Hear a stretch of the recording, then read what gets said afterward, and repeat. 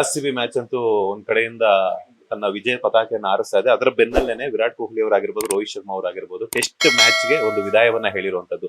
As A ನಟನಾಗಿ plus ಅವರ ಅಭಿಮಾನಿಯಾಗಿ, as A cricketer ಆಗಿ ನಿಮ್ಗೆ ಹೆಂಗ್ ಅನ್ನಿಸ್ತಿದೆ ಅಂತ?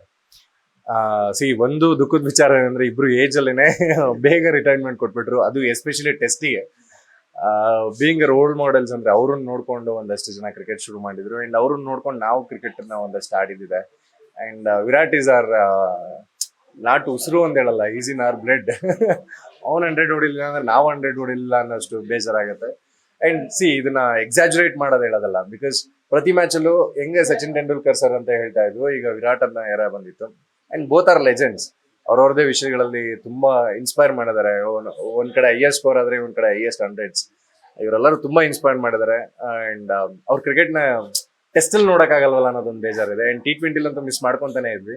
ಅಂಡ್ IPL ಇತ್ತಲ್ಲ ಅಂತ ಏನು ಒಂದಿತ್ತು, ಬಟ್ ಈಗ ಟೆಸ್ಟ್ ಅಲ್ಲಿ ಇಲ್ಲ ಅನ್ನೋದು ತುಂಬಾ ಬೇಜಾರಿದೆ.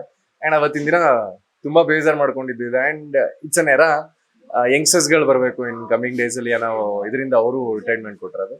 ಅಂಡ್ ಅವ್ರು ಏನ್ ಮಾಡಿದ್ದಾರೆ ಇದುವರೆಗೂ ಸಾಧನೆ, ಅಂಡ್ ಅದನ್ನ ಯಾರು ಟಚ್ ಮಾಡಕ್ಕಾಗಲ್ಲ. And they are always been in a heart.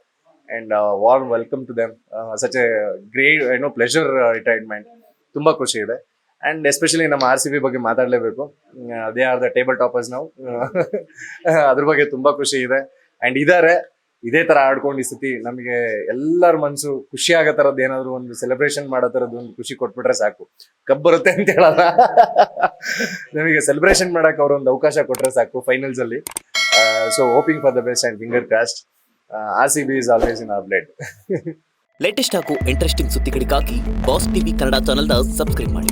ಹಾಗೆಯೇ ಬೆಲ್ ಐಕಾನ್ ಪ್ರೆಸ್ ಮಾಡಿ. ಇದರ ಜೊತೆಗೆ ಫೇಸ್ಬುಕ್, ಇನ್ಸ್ಟಾಗ್ರಾಮ್, ಎಕ್ಸ್ ನಲ್ಲೂ ಮಿಸ್ ಮಾಡದೆ ಫಾಲೋ ಮಾಡಿ.